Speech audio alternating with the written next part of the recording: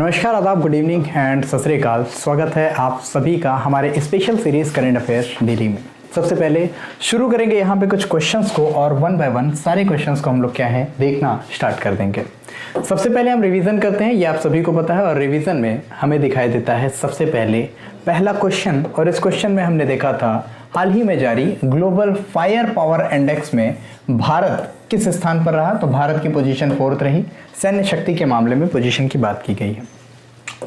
पराक्रम दिवस ये इस बार मनाया गया 23 जनवरी को सुभाष चंद्र बोस जी की जयंती के रूप में। जनवरी 2023 में भारत का पहला स्वदेश निर्मित मोबाइल ऑपरेटिंग सिस्टम जिसका नाम है भार OS ये बनाया गया है IIT मद्रास के द्वारा। उत्तर प्रदेश के अमेठी शहर में स्थित है कोरबा ऑर्डिनेंस फैक्ट्री और यहीं पे रशिया के सहयोग से AK-203 असॉल्ट राइफल के निर्माण की प्रक्रिया शुरू हो चुकी है। न्यूजीलैंड के नए प्रधानमंत्री होंगे क्रिस हैपकिंस। किसकी जगह पर होंगे? तो इनकी जगह पर जैसिंडा अर्डर्न रहती थी और उन्होंने क्या है अपने पद से इस्तीफा की घोषणा की। इस वजह से अब कौन होंगे? अब क्रिस हैपकिंस होंगे इनके पद पर। किस राज्य के अस्का पुलिस स्टेशन को हाल ही में सर्वश्रेष्ठ पुलिस स्टेशन के रूप में चुना गया? ये ओडिशा का पुलिस स्टेशन है, तो ये आप याद रखते रहेंगे। नेक्स्ट है अब्देल फतह अल सीसी। ये किस देश के राष्ट्रपति हैं जो 74वें गणतंत्र दिवस समारोह में चीफ गेस्ट के रूप में होंगे? तो ये इजिप्ट के क्या हैं? इजिप्ट के प्रेसिडेंट हैं। नेक्स्ट है हाल ही में IISF यानी इंडिया इंटरनेट साइंस फेस्टिवल ये कहाँ पर प्रारंभ हुआ? तो ये भोपाल में प्रारंभ हुआ, ये आप याद करके ध्यान रखते रहेंगे। और नेक्स्ट है अंडमान निकोबार के कितने निर्जन द्वीपों के नाम पर परमवीर चक्र विजेताओं के नाम पर किए गए हैं? देखिए ये क्वेश्चन मैं आपको पहले भी पढ़ा चुका हूँ, लेकिन उस टाइम में ये क्वेश्चन क्या था, इसके बातें कर रहे जा रही थी कि मतलब कि ये जो है नाम हो जाएंगे, एक छोटा सा डेटा था, लेकिन अब ये नाम किया जा चुका है। तो इसके कुछ डिटेल्स और की फीचर्स को हम लोग समझेंगे।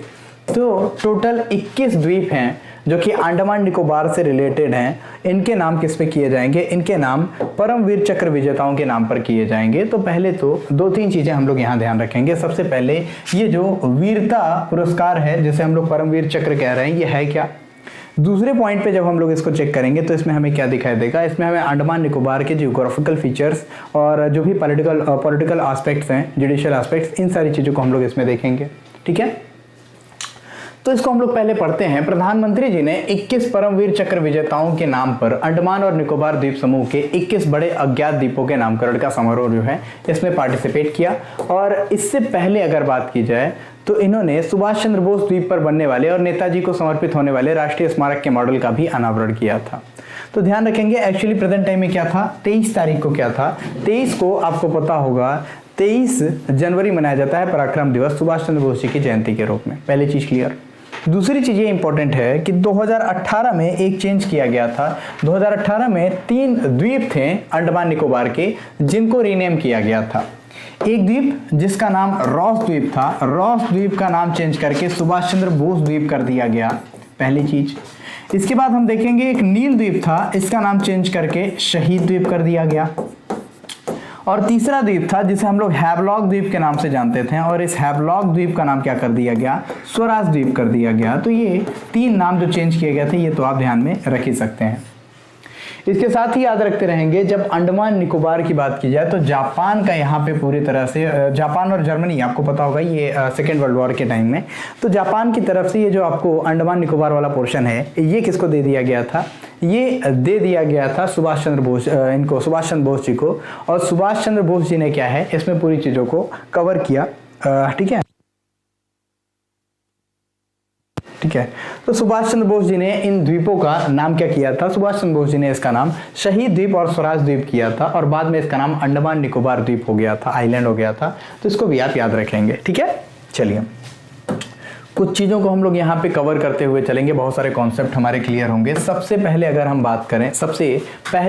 बात करें तो हमारे पूरे भारत में कितने द्वीप पाए जाते हैं, कितने आइलैंड्स पाए जाते हैं? तो टोटल हमारे भारत में 1208 यानी कि 1208 इतने हमारे आइलैंड्स हैं जो कि भारत की टेरिटरी में आते हैं, जो कि निर्जन भी हैं और जिसमें कि जनमानस भी हैं यानी कि लोग भी हैं और जिसमें कुछ लोग नहीं हैं। इन सारी तरीके से जो हैं लोग इसमें मिले हुए हैं। तो इसको भी आप याद रखें, पहली चीज़। दूसरी चीज़ क्या है इंपॉर्टेंट?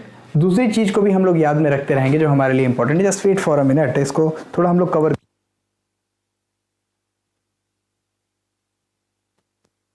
ओके, तो आगे हम क्या देख रहे थे? आगे हम लोग देख रहे थे यहाँ पे अंडमान निकोबार के बारे में। तो 1208 टोटल द्वीप हैं इंडिया में, पहला ये याद रखते रहेंगे। दूसरी चीज, इसी में से जब अंडमान निकोबार को जब हम देखेंगे तो अंडमान निकोबार में टोटल 572 द्वीप हैं। कैसे? जिसमें लोग रहते हैं, जिसमें लोग नहीं रहते हैं, उसको मिला करके।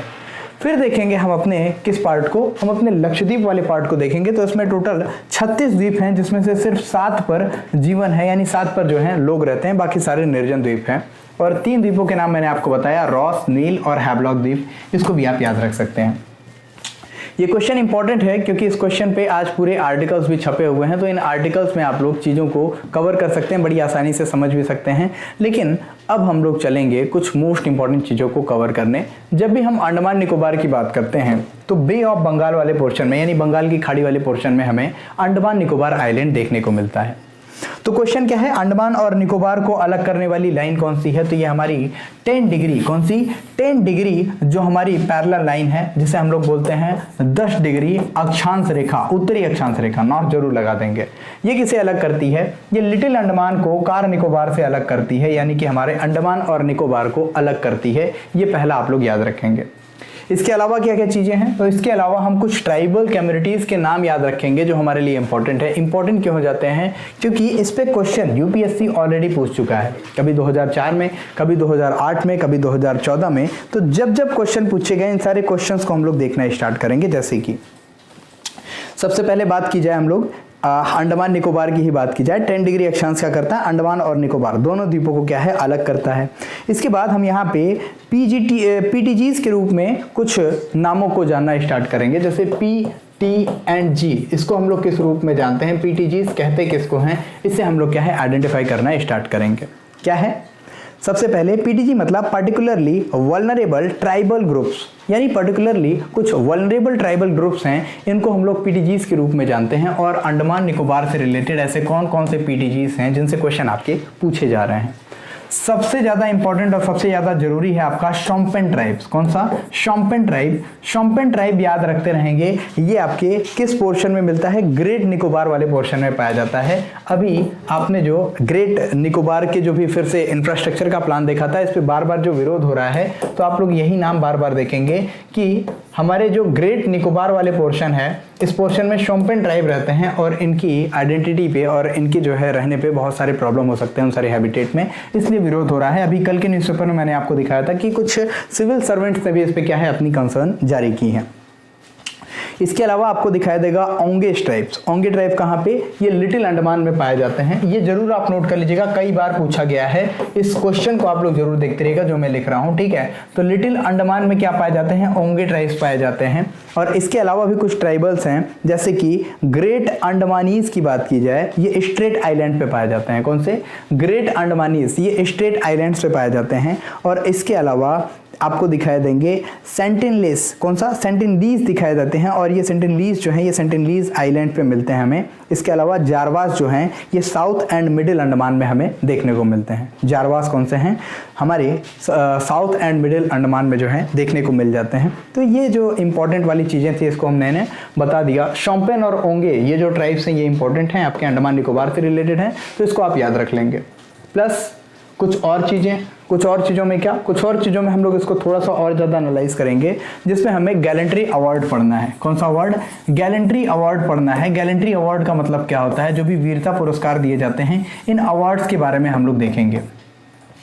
तो ये अवार्ड 2 तरीके के होते हैं, एक होते हैं युद्धकालीन, एक होते हैं शांतिकालीन, ठीक है? यानी कि एक पीस टाइम में जो प्रोवाइड किया जाता है और एक वॉर टाइम में जो प्रोवाइड किया जाता है। इन दोनों पुरस्कारों को हम लोग देखना क्या है? स्टार्ट करेंगे। तो इसमें सबसे फर्स्ट नंबर पे हमें युद्धकालीन जो अवार्ड दिखाई देता है, ये कौन सा है? ये हमें परमवीर चक्र के रूप में दिखाई देता है। यही हमारे लिए इंपॉर्टेंट है। परमवीर चक्र मोस्ट इंपॉर्टेंट है। सबसे ज्यादा वीरता का परिचय अगर कोई देता है दुश्मन के सामने, तो इसे मिलता है क्या? परमवीर चक्र। सबसे सर्वोच्च पुरस्कार जो है आर्मी में युद्ध के समय में दिया जाता है, ये परमवीर चक्र है। इसके बाद क्या आता है? इसके बाद आता है महावीर चक्र और फिर आता है वीर चक्र। दूसरे नंबर पे कौन सा है? महावीर चक्र। और तीसरे नंबर पे कौन सा आपका आ जाता है? वीर चक्र। तो इन चक्र के नाम याद रखते रहेंगे, ये युद्ध काल में देने वाले सबसे बड़े पुरस्कार हैं। फिर आ जाता है आपका शांति काल में कौन कौन से पुरस्कार होते हैं जो कि टॉप नंबर पे पाए जाते हैं, तो इसको याद रखते रहेंगे। एक अशोक चक्र हुआ करता था, अशोक चक्र क्लास 1, क्लास 2, क्लास 3 हुआ करता था, लेकिन इसके नामों को क्या है बाद में चेंज कर दिया गया और इसको अशोक चक्र, कीर्ति चक्र और शौर्य चक्र के नाम से जाना जाने लगा। कौन सा? एक आप देखेंगे ये शांतिकालीन में दिया जाता है, शांतिकाल में अशोक चक्र, कीर्ति चक्र एंड फिर इसके अलावा आपको कौन सा दिखाई देगा? शौर्य चक्र। कौन कौन सा? अशोक, कीर्ति और शौर्य, ये तीनों आप नाम याद रख सकते हैं। अशोक चक्र, कीर्ति चक्र और शौर्य चक्र, ये शांति काल में दिए जाने वाले जो मोस्ट इंपॉर्टेंट जो अवार्ड्स हैं, इन अवार्ड्स के नाम आप याद रख लेंगे। ठीक है, तो ये आपके लिए जो जरूरी चीजें थी उसको मैंने पूरी तरह से कंप्लीट कर दिया। चलिए अगले क्वेश्चन पे अब मूव करते हैं। तो ये था पूरा एनालिसिस एक क्वेश्चन का, और नेक्स्ट क्वेश्चन हमारे सामने कुछ इस तरीके से है। प्रतिवर्ष राष्ट्रीय बालिका दिवस कब मनाया जाता है? और हर साल ये जो नेशनल गर्ल चाइल्ड डे है ये 24 जनवरी को सेलिब्रेट किया जाता है। और ये दिवस इसी दिन क्यों मनाया जाता है इसको याद रखते रहेंगे। एक्चुअली इसकी वजह है कि भारत की जो पहली महिला प्रधानमंत्री बनी थी इंदिरा गांधी, और अभी तक इकलौती जो महिला प्रधानमंत्री हैं ये इंदिरा गांधी ही हैं। राष्ट्रपति के रूप में प्रतिभा पाटिल आप देखेंगे, पहली महिला राष्ट्रपति, और दूसरी महिला राष्ट्रपति प्रेजेंट टाइम में द्रौपदी मुर्मू जी हैं। लेकिन बात करें प्रधानमंत्री जो मोस्ट पावरफुल पद के बारे में हम लोग जानते हैं, तो प्रधानमंत्री बनने वाली इंदिरा गांधी ये पहली प्रधानमंत्री थी, और 24 जनवरी को ही इन्होंने क्या है शपथ ली थी अपने पद की 1966 यानी 1966 में। इसीलिए इस दिन को नेशनल गर्ल चाइल्ड डे के रूप में हम लोग सेलिब्रेट करते हैं। ठीक है, अब कुछ इंपॉर्टेंट की बात की जाए तो यूनेस्को ने इस साल 24 जनवरी 2024 को, यानी नेक्स्ट ईयर में जो 24 जनवरी आएगा, तो अगले साल आने वाले 24 जनवरी को अंतर्राष्ट्रीय शिक्षा दिवस के रूप में अंतर्राष्ट्रीय शिक्षा दिवस को अफगान लड़कियों और महिलाओं को समर्पित करने का निर्णय लिया है। ये भी आप ध्यान रखते रहेंगे। इंटरनेशनल जो हमारा शिक्षा डे है, शिक्षा दिवस मतलब जान रहे हैं, शिक्षा दिवस का मतलब है जो एजुकेशन डे है, इसकी बात आप लोग ध्यान रखते रहेंगे। ठीक है, और ये हमारा 24 जनवरी को और क्या मनाया जा रहा है? राष्ट्रीय बालिका दिवस। तो अगर आपसे क्वेश्चन पूछा जाए अंतरराष्ट्रीय बालिका दिवस कब मनाया जाता है, इंटरनेशनल गर्ल चाइल्ड डे कब मनाया जाता है, तो तुरंत आंसर दीजिए 11 अक्टूबर को international girl child day celebrate किया जाता है। ये भी आपके लिए जरूरी है। ठीक है, चलिए अब चलेंगे हम लोग अदर ऑप्शंस की तरफ, और अदर ऑप्शंस में हम लोग क्या क्या देख सकते हैं। तो सबसे पहले आएगा हमारे सामने 19 जनवरी, और 19 जनवरी को हम क्या मनाते हैं? नेशनल स्टार्टअप डे ध्यान रखेंगे। 16 जनवरी को नेशनल स्टार्टअप डे ध्यान रखेंगे। फिर आ जाता है 19 जनवरी, और 19 जनवरी को हम लोगों ने क्या मनाया? एनडीआरएफ की स्थापना दिवस। फिर आता है आपका 23 जनवरी जो कि पराक्रम दिवस के रूप में सेलिब्रेट किया गया, जिसपे हम लोगों ने अभी पिछले क्वेश्चन में भी बातचीत की थी। अब आते हैं यहाँ पे इस महीने में कौन कौन से मोस्ट इंपॉर्टेंट डे सेलिब्रेट किए गए, इन सेलिब्रेशंस को हम लोग देखेंगे। जैसे 1 जनवरी वैश्विक परिवार दिवस, 4 जनवरी विश्व ब्रेल दिवस, 6 जनवरी विश्व युद्ध अनाथ दिवस, 10 जनवरी विश्व हिंदी दिवस, और 11 जनवरी राष्ट्रीय मानव तस्करी जागरूकता दिवस। इसके अलावा राष्ट्रीय युवा दिवस 12 जनवरी को, और 14 जनवरी सशस्त्र बल पूर्व सैनिक दिवस, 15 जनवरी भारतीय सेना दिवस, और 16 जनवरी राष्ट्रीय स्टार्टअप दिवस। एनडीआरएफ ने अपना स्थापना दिवस कब मनाया? 19 जनवरी को मनाया। तो ये आपके लिए इंपॉर्टेंट था। अब चलते हैं हम अगले क्वेश्चन की तरफ, और अगले क्वेश्चन पे जाने से पहले आपसे सिंपल सा क्वेश्चन पूछूंगा। यहाँ पे आपको क्या बताया गया है? यहाँ पे बहुत सारे डेट बताया गया है। राष्ट्रीय युवा दिवस, आप बताएंगे अंतरराष्ट्रीय युवा दिवस कब सेलिब्रेट किया जाता है, यानी इंटरनेशनल यूथ डे कब सेलिब्रेट किया जाता है। क्वेश्चन नेक्स्ट है, जनवरी 2023 में विश्व की सबसे बड़ी अंतरराष्ट्रीय यात्रा प्रदर्शनी का आयोजन कहाँ किया गया? और इस यात्रा प्रदर्शनी का नाम क्या है? FITUR यानी कि फितूर के नाम से इसे क्या है आयोजित किया गया। तो इसका आंसर हो जाएगा स्पेन की कैपिटल मैड्रिड में, यानी मैड्रिड में इसका आयोजन किया गया। और यहाँ पे आपको दिखाई दे जाएगा पर्यटन मंत्रालय। एक्चुअली पर्यटन मंत्रालय को क्या है इनवाइट किया गया था। तो पर्यटन मंत्रालय मैड्रिड जो कि स्पेन में है, दुनिया की सबसे बड़ी अंतर्राष्ट्रीय यात्रा प्रदर्शनी जैसे फिटूर के नाम से आप जानेंगे FITUR, इसमें पार्टिसिपेट कर रहा है। और फेरिया इंटरनेशनल डेल टूरिज्मो या फितूर का आयोजन स्पेन में 18 से 22 जनवरी 2023 तक किया जा रहा है। ये भी आपके लिए इंपॉर्टेंट है। तो फितूर का फुल फॉर्म क्या हो गया? Feria Internacional del Turismo, Feria Internacional del Turismo, इस तरीके से आप नाम जो है याद रख सकते हैं। और स्पेन की अगर हम लोग जियोग्राफिकल लोकेशन देखें तो कुछ इस पोजीशन पे हमें देखने को मिल जाएगी, जिसकी कैपिटल मैड्रिड एकदम बीचों बीच आपको दिखाई देगी। ठीक है, अब आपसे एक सिंपल सा क्वेश्चन पूछूंगा स्पेन और नीचे आपको मोरक्को दिखाई देगा, इसके बीच में एक स्ट्रेट आती है, ये कौन सी स्ट्रेट है इसका आप लोग नाम बताएं, क्योंकि ये क्या करती है, मेडिटेरियन सी को अटलांटिक सी से अलग करती है, इसके मतलब जोड़ती है। इसके अलावा आप देखेंगे कि ये क्या है, यूरोपियन कॉन्टिनेंट को अफ्रीकन कॉन्टिनेंट से अलग करती है। तो स्पेन आप लोग जरूर याद रखेंगे और इसका जियोग्राफिकल पोजीशन तुरंत कौन सा वो स्ट्रेट है जो कि अलग करता है इन्हें, इसे आप लोग तुरंत आइडेंटिफाई करके आंसर करेंगे। ठीक है, अदर ऑप्शंस में आपको दिखाई देगा पेरिस फ्रांस, और फ्रांस में क्या है, जो हमारा 2024 का समर ओलंपिक होने वाला है ये फ्रांस में ही होगा, फ्रांस की कैपिटल पेरिस में। समरकंद उज्बेकिस्तान की अगर बात की जाए तो उज्बेकिस्तान के समरकंद में इस बार का शंघाई कॉरपोरेशन ऑर्गेनाइजेशन की मीटिंग स्थापित की गई और अगले साल यानी कि 2023 इस साल में ये अध्यक्षता मिली है भारत को SCO की, यानी भारत में आयोजन होगा। बाली इंडोनेशिया 2022 का जो हमारा G20 समिट हुआ था कहाँ पे, इंडोनेशिया के बाली में, इस साल कहाँ पे होगा, भारत में, क्योंकि भारत इस बार होस्ट कर रहा है G20। ठीक है, इसके अलावा कुछ चीज़ों को अगर हम लोग डील करें तो क्वाड की अध्यक्षता पिछले साल किसने की थी, जापान ने। इस साल क्वाड की अध्यक्षता किसे मिलेगी, भारत को मिलेगी। इसके अलावा अगर हम बात करें किसकी, G7 की, G7 याद रखते रहेंगे, ग्रुप ऑफ 7 कंट्रीज, जो कि मोस्ट इंपॉर्टेंट और बहुत ज़्यादा धनी देशों का एक समूह है। और G7 में कौन कौन सी कंट्रीज हैं कॉमेंट सेक्शन में आप बताएंगे। और G7 की अध्यक्षता पिछली बार किसने की थी, जर्मनी ने, और 2023 में इसकी अध्यक्षता किसे मिल गई, जापान को मिल गई। तो ऐसे आप रिलेट करके चीज़ों को याद रखते रहेंगे, कहाँ पे कौन सी मीटिंग होगी, न्यूज़पेपर में क्या आने वाला है ये आपको पहले ही पता चल जाएगा। नेक्स्ट है जनवरी 2023 में गणतंत्र दिवस से पहले ऑपरेशन अलर्ट नाम का अभ्यास जो है ये किसके द्वारा प्रारंभ किया गया। ये स्टार्टिंग की गई बॉर्डर सिक्योरिटी फोर्सेस के द्वारा, और बॉर्डर सिक्योरिटी फोर्सेस ने सीमा पर आतंकी जो भी पूरी तरीके से मंसूबे चल रहे हैं या आतंकों को पूरी तरीके से रोकने के लिए यहाँ पे जो इनकी फर्स्ट डिफेंस की जो कॉलम है, यानी जैसे हम लोग पंक्ति के रूप में जो इनकी पूरी लाइन है, इसके रूप में BSF ने क्या है कमर कस ली है और गुजरात में पाकिस्तान से लगी हुई जो बॉर्डर है यहाँ पे ऑपरेशन अलर्ट को स्टार्ट कर दिया है। ठीक है, कौन कौन से एरियाज हैं, तो सर क्रीक से कच्छ के रण और राजस्थान के बाड़मेर जिले तक इसमें पूरे एरियाज को कवर किया गया है। और गणतंत्र दिवस समारोह के दौरान किसी भी तरीके से अगर राष्ट्र विरोधी कोई काम हो रहा है तो इसको ना होने दिया जाए, इसके लिए पूरी तरीके से यहाँ पे काम किया जाएगा। देख सकते हैं आप लोग पूरी चीज़ें सामने दिखाई दी हुई हैं, लिखी हुई हैं आपके सामने। इंटरनेशनल बॉर्डर की बात की जा रही है, 28 जनवरी तक ये पूरा अभ्यास चलेगा। 21 तारीख से स्टार्ट हुआ है, 28 तारीख तक ये पूरी तरीके से क्या है एग्जीक्यूट किया जाएगा। तो ऑप्स अलर्ट या फिर ऑपरेशन अलर्ट आप ध्यान रखेंगे। ठीक है, अगर हम बात करें BSF के बारे में तो BSF की स्थापना की बात की जाए 1965 में स्थापना होती है। लेकिन इंपॉर्टेंट क्या है BSF का, इंपॉर्टेंट है इनके जो पंकज कुमार सिंह थे, इनके जो डायरेक्टर जनरल थे पंकज कुमार सिंह, इनका जो है कार्यकाल समाप्त हुआ और इनके बाद जो इस पद पर आया कार्यवाहक डायरेक्टर जनरल कौन है, सुजायलाल थाउसेन। और सुजायलाल थाउसेन को क्या दिया गया है इस समय, किसका, BSF का एक्स्ट्रा चार्ज दिया गया है, क्योंकि ये प्रेजेंट टाइम में SSB यानी सशस्त्र सीमा बल के भी डायरेक्टर जनरल हैं। तो ये भी आप याद रखेंगे। ठीक है, इसके अलावा हम अदर ऑप्शंस को डील करना स्टार्ट करेंगे, लेकिन इससे पहले आप याद रखते हैं कि जो BSF के डायरेक्टर जनरल थे ये गए कहाँ, तो इन्हें डिप्टी NSA बना दिया गया, यानी कि उप राष्ट्रीय सुरक्षा सलाहकार बना दिया गया है। तो ये आप याद रखते रहेंगे। ठीक है, ITBP के बारे में हम लोग बात करते हैं। अनीश दयाल सिंह क्या है, अनीश दयाल सिंह ये प्रेजेंट टाइम में ITBP के क्या हैं, प्रेजेंट टाइम में डायरेक्टर जनरल हैं। और CISF की अगर हम बात करते हैं, CISF तो शील वर्धन सिंह, कौन से, शील वर्धन सिंह प्रेजेंट टाइम में CISF के डायरेक्टर जनरल हैं। और NDRF अतुल करवाल, कौन से, अतुल करवाल प्रेजेंट टाइम में NDRF के क्या हैं, डायरेक्टर जनरल हैं। तो ये कुछ चीज़ें जो इंपॉर्टेंट हैं उसको आप याद रख सकते हैं।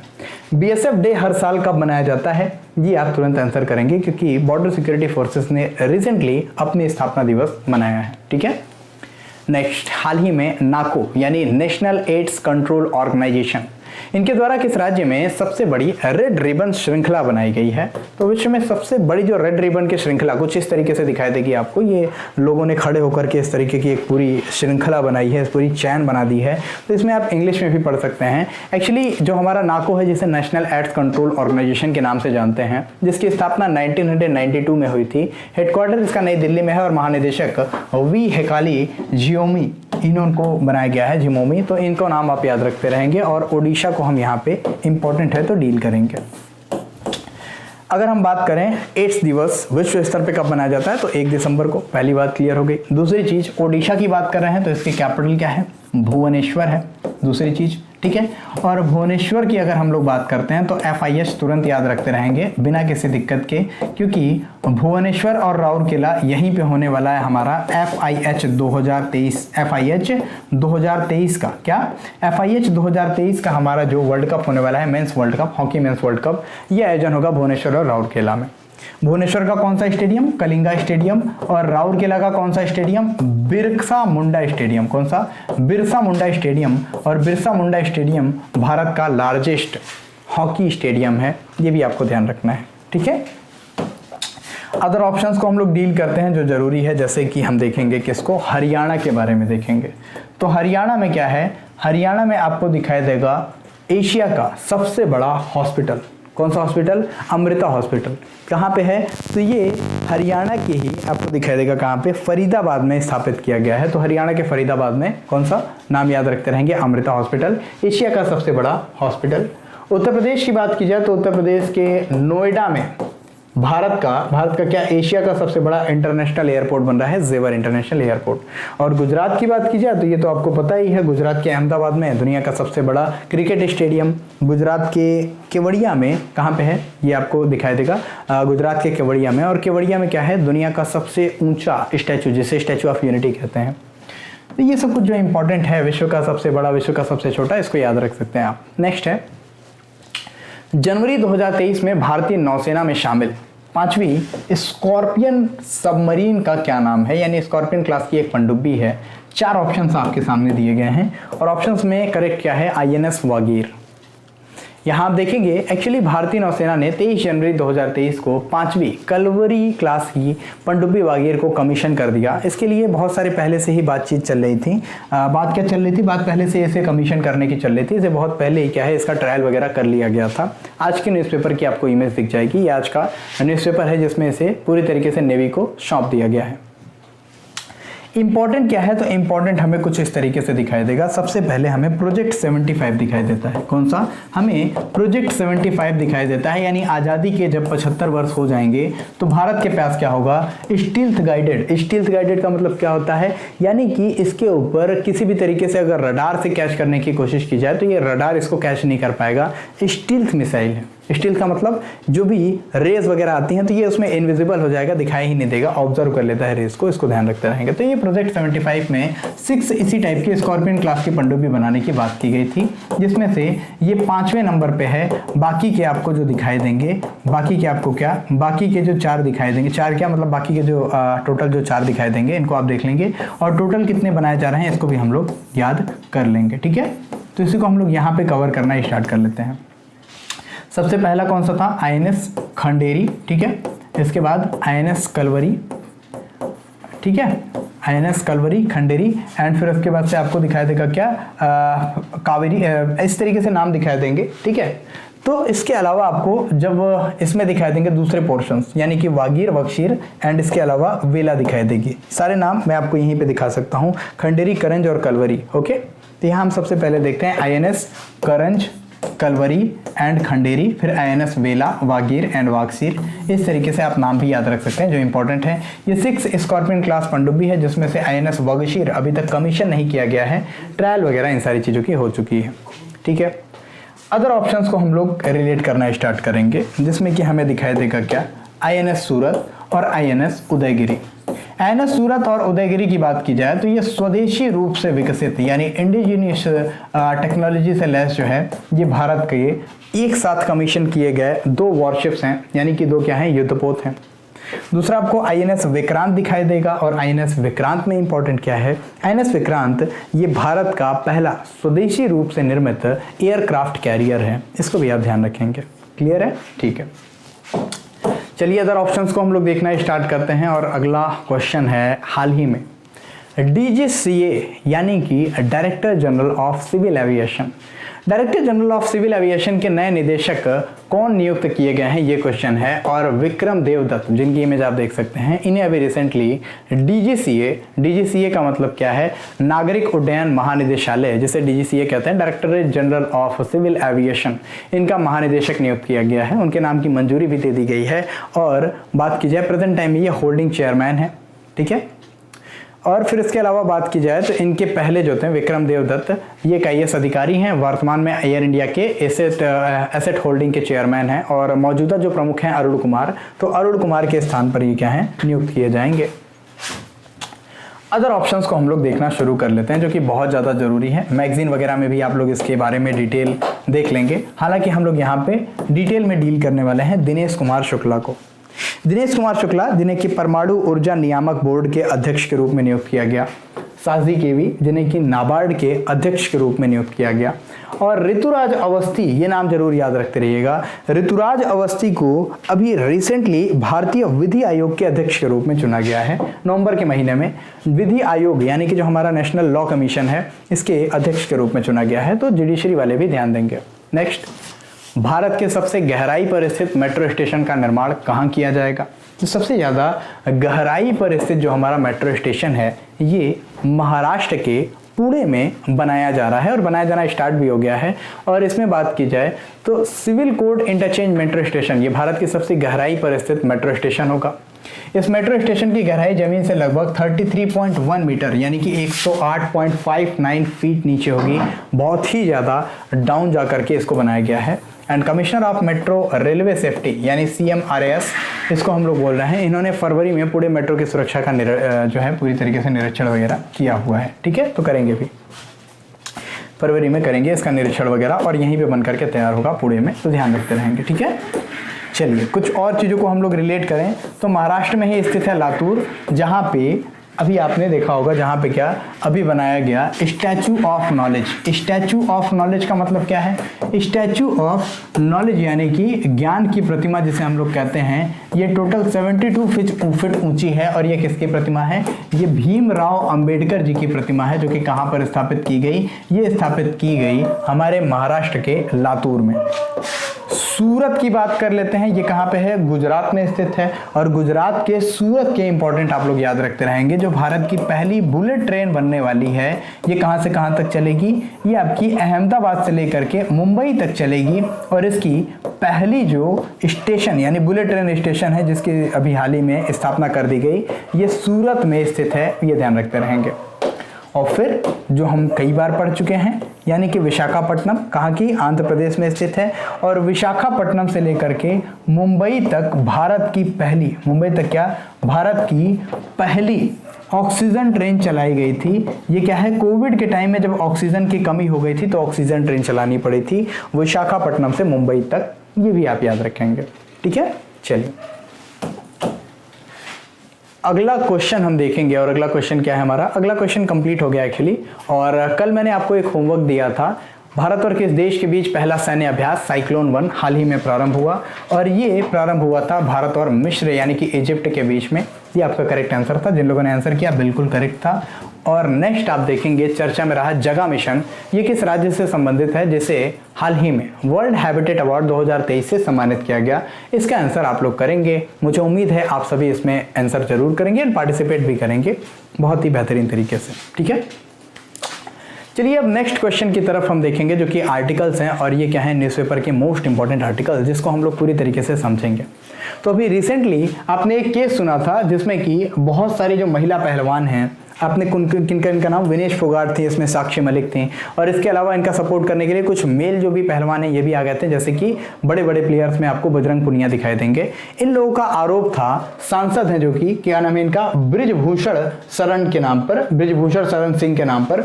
और बृजभूषण शरण सिंह जो हैं ये प्रेजेंट टाइम में कुश्ती संघ के अध्यक्ष भी हैं।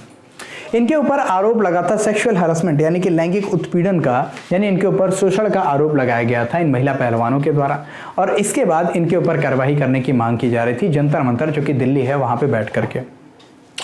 बहुत कुछ करने के बाद जो अनुराग सिंह है, अनुराग ठाकुर, जो कि जाकर के बातों को पूरी तरीके से दबाने की कोशिश कर, मतलब बातों को बातचीत करके इसके बाद से इस पर किस तरीके से इंक्वायरी बैठ सकती है, इंक्वायरी बैठाने का काम शुरू हो जाता है। और लोगों ने अपने धरना तो छोड़ा, लेकिन यहाँ पे क्या है इस जिस कमेटी का, जिस पैनल का गठन किया गया है, उस पैनल की जो अध्यक्ष हैं, ये अध्यक्ष किसको बनाया गया है, मतलब किसके अंडर में बनाया गया है, तो ये मैरी कॉम के अंडर में बनाया गया है, तो ये ध्यान रखते रहेंगे।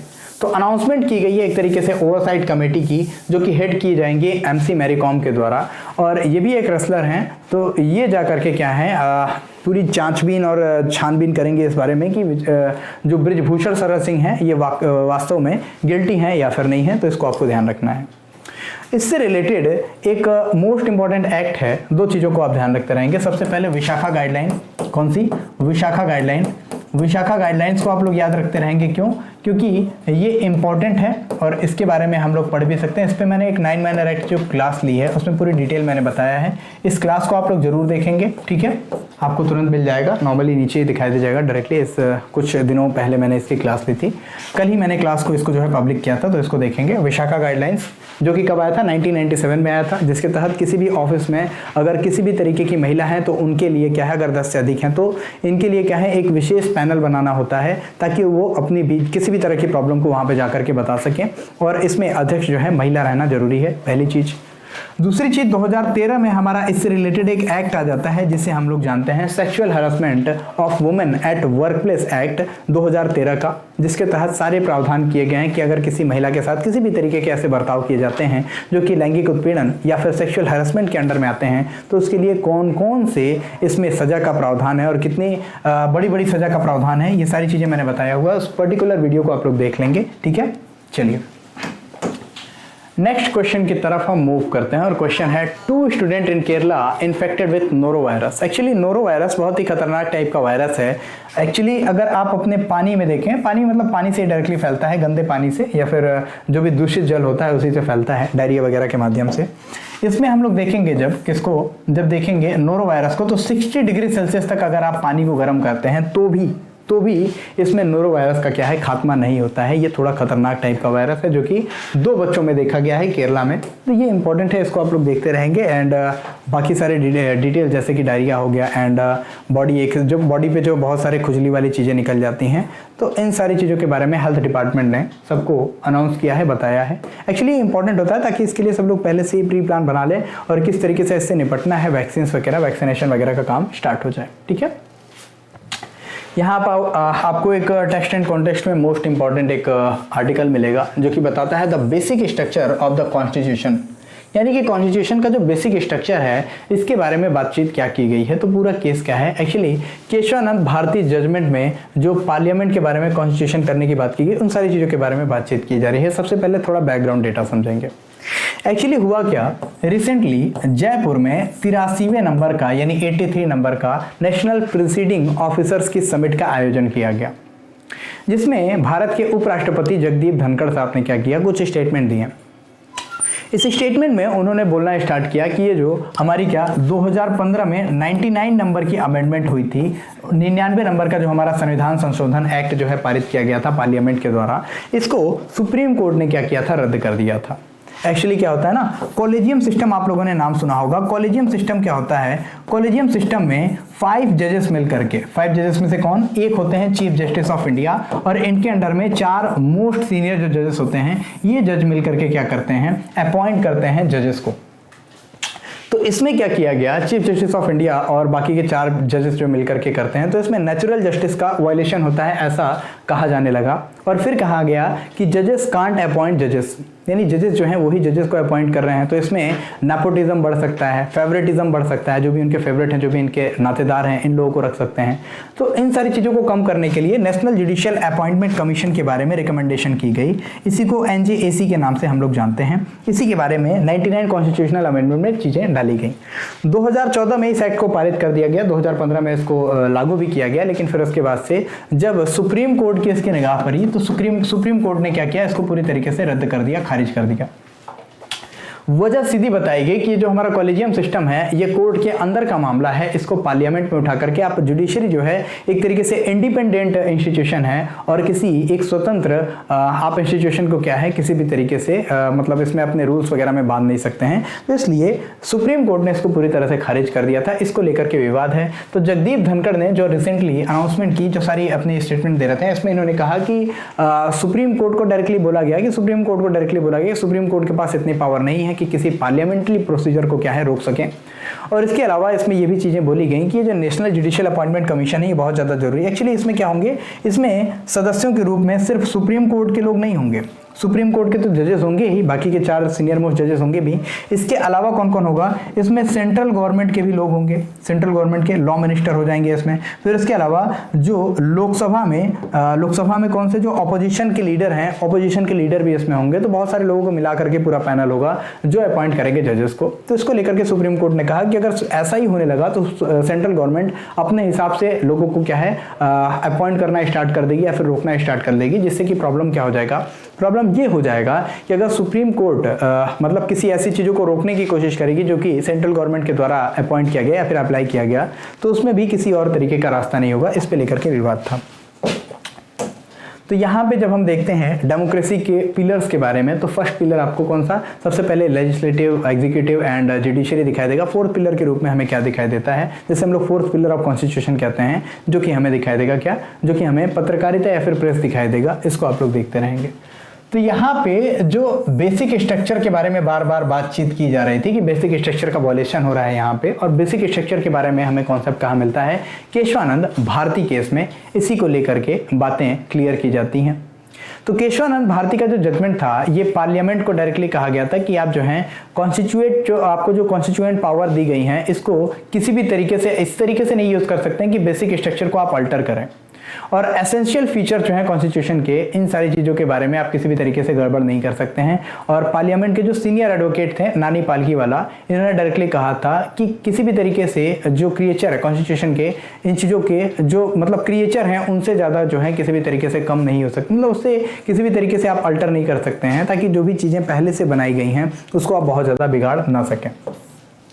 इसके बाद 25 नंबर का जो हमारा कॉन्स्टिट्यूशनल अमेंडमेंट हुआ था, इसमें इंट्रोड्यूस किया गया था आर्टिकल 31C को, जो कि कॉन्स्टिट्यूशन को इम्प्लीमेंट करने की और directive principles of state policies जो हैं, जो कि article 39 clause B and clause C में दिया गया है, इन सारे अमेंडमेंट्स वगैरह को मैंडेट करने के लिए और लॉ को किस तरीके से इनैक्ट किया जाए, जैसे कि जो डीम्ड वगैरह, इन सारी चीज़ों के बारे में बातचीत किया गया। इन सब चीज़ों के बारे में बातचीत की जाती है। तो आर्टिकल 31C के बारे में यहाँ पे दिया गया, जुडिशियल रिव्यू के बारे में बातचीत की गई है। और जो केशवानंद भारती में सबसे लार्जर बेंच, आज तक की सबसे लार्जेस्ट बेंच जो बैठी थी 13 जजेस की, इसके बारे में बातचीत की गई है। ठीक है, इसके बाद से बेसिक स्ट्रक्चर को थोड़ा सा हम लोग समझेंगे, बहुत ज़्यादा कुछ नहीं, बस इतना समझेंगे कि हमारा जो एक 42nd नंबर का अमेंडमेंट हुआ था, 42nd नंबर का जो हमारा अमेंडमेंट हुआ था, इसमें क्या था, इसमें आर्टिकल 368 को, जो हमारा आर्टिकल 368 बोला जाता है, जिसमें बोला गया था कि आप क्या कर सकते हैं, कॉन्स्टिट्यूशन को अपने हिसाब से अमेंड कर सकते हैं। तो पार्लियामेंट में क्या किया था, इसमें अपनी पावर को अनलिमिटेड कर दिया था। और यहाँ पे कहा गया कि अगर किसी भी तरीके का इसमें क्या किया जाता है, अमेंडमेंट किया जाता है पार्लियामेंट के द्वारा, तो इसे किसी भी कोर्ट में चैलेंज नहीं किया जा सकेगा, इसको किसी भी तरीके से बदला नहीं जा सकेगा, पार्लियामेंट जो है सुप्रीम हो जाएगा, ऐसा कहा गया था इसमें। लेकिन इसी पे तुरंत फंडामेंटल राइट्स का जो है जो निर्णय आता है, ये कब आता है, तो इसी पे आगे जाकर के जो है निर्णय आते हैं हमारे केशवानंद भारती वाले केस में। ठीक है, सबसे पहले हमारा क्या है, केशवानंद भारती केस होता है 13 जजेस के 7-6 से मेजोरिटी से यहाँ पे चीज़ें आती हैं और इसमें बातें क्लियर की जाती हैं केशवानंद भारती के अकॉर्डिंग कि बेसिक स्ट्रक्चर है कुछ, उसका आप वॉल्यूशन नहीं कर सकते हैं। फिर उसके बाद से एक और अमेंडमेंट होता है 42nd नंबर का 1976 में, और इसमें क्या है, पार्लियामेंट अपनी पावर्स को और ज़्यादा बढ़ाने की कोशिश करता है।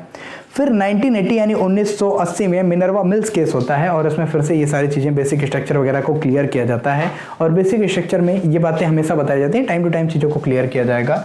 ऐसी चीज़ें जो कि हमारे कॉन्स्टिट्यूशन का मेन एक तरीके से आप बोल सकते हैं स्पाइनल कॉर्ड है, उसको कहीं भी वायलेट नहीं होने देना है, अल्टर नहीं होने देना है।